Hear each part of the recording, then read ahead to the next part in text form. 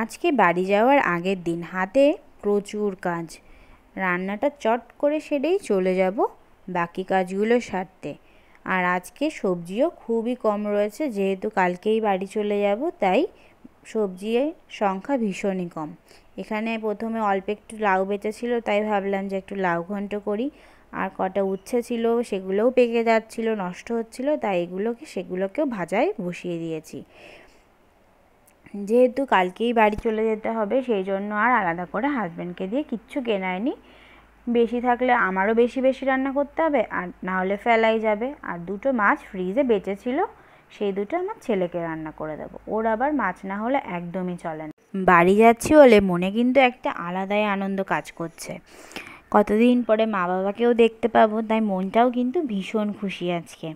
আর রান্নাগুলো করতেও বেশ ভালো লাগছে, আর মন ভালো থাকলে রান্না করতেও বেশ ভালো লাগে।